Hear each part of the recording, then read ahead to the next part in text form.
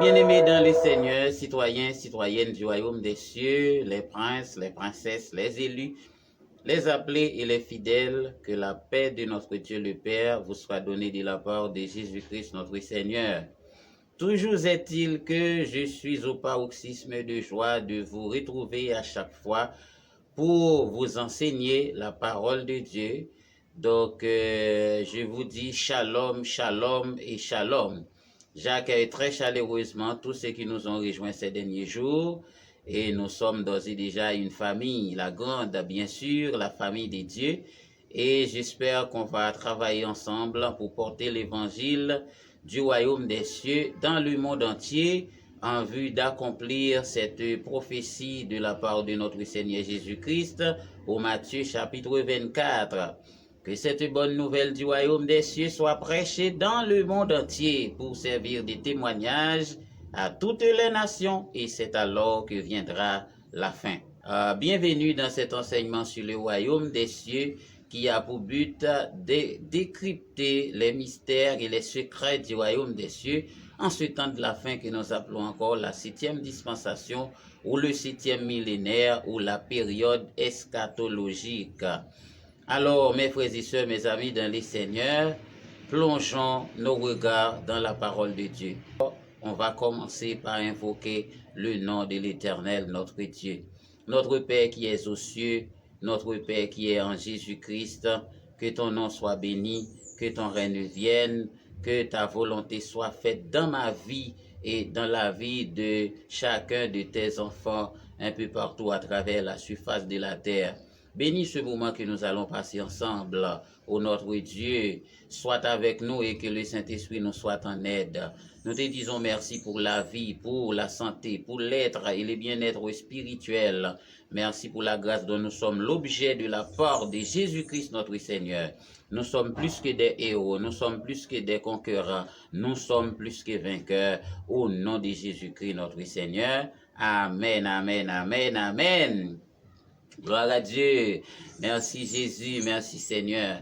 Alors mes amis dans les Seigneurs, mes bien-aimés, cette période, nous étudions Jésus-Christ notre Seigneur, puisque la grande confusion tourne autour de ce nom glorieux, de ce nom merveilleux et de cet homme puissant et le plus puissant de tous les temps que l'humanité a connu, Jésus-Christ notre Seigneur, le seul nom qui peut sauver, le seul nom par lequel nous devrions être sauvés. Dans l'étude antérieure, on a vraiment débattu beaucoup de choses à propos de Dieu. D'ailleurs, on a dit que Jésus-Christ faisait partie de l'alliance entre les 7 esprits appelés les 7 chandeliers d'or. Donc, Jésus-Christ est dans le sein du Père, comme il l'a si bien dit dans Jean chapitre 14 et dans beaucoup d'autres versets de la Bible. On a traité beaucoup de thèmes à propos de la Trinité. Donc, on a défini le rôle de Jésus dans l'alliance entre les 7 esprits, c'est-à-dire les 7 chandeliers d'or.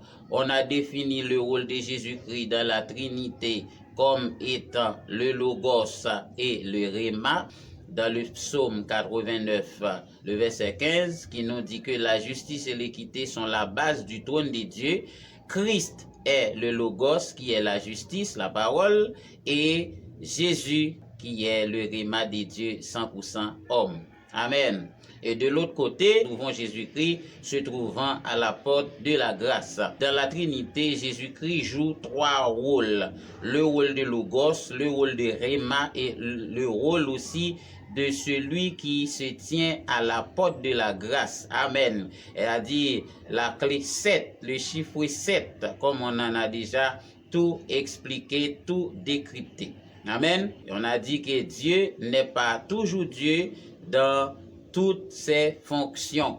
La fonction de Dieu au niveau des 7 esprits, qui est le Saint des Saints, au niveau de la Trinité, qui est le Père, au sommet du triangle, et on a parlé de Dieu au niveau du Conseil du Saint-Esprit comme étant le roi des rois. Et Jésus-Christ, lors de son ministère terrestre, il était dans les trois grandes fonctions suivantes.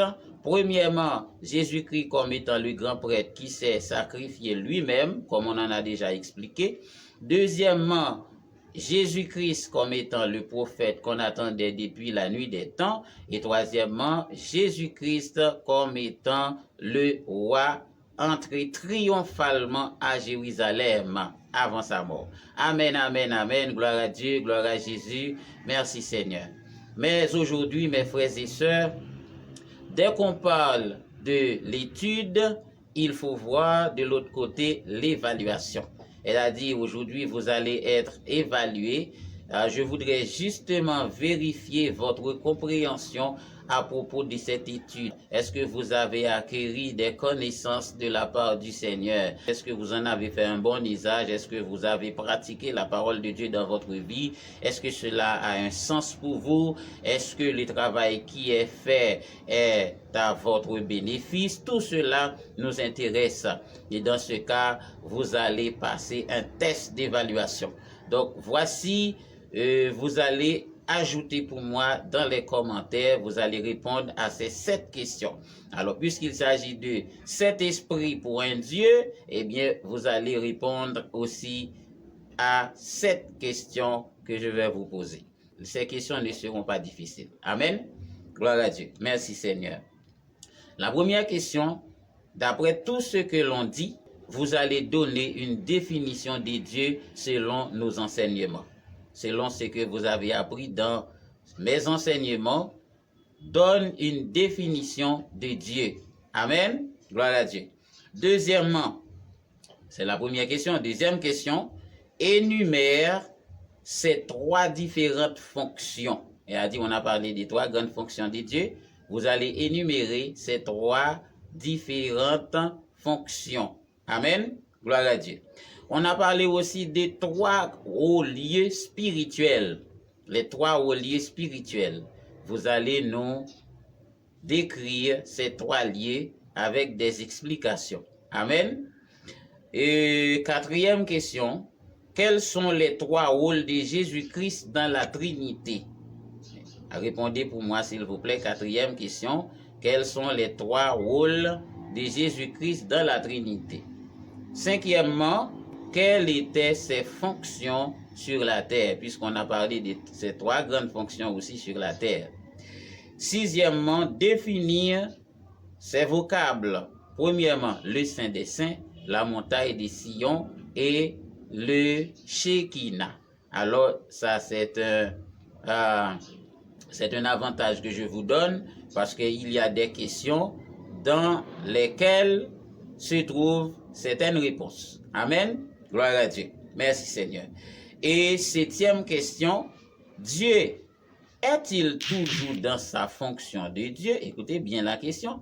Dieu est-il toujours dans sa fonction de Dieu?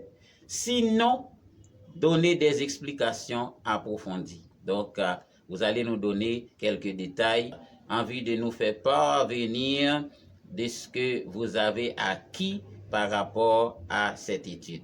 Alors, mes bien-aimés, mes frères et sœurs, puisqu'il ne s'agit pas d'une étude, mais d'une évaluation, eh bien, je vous attends.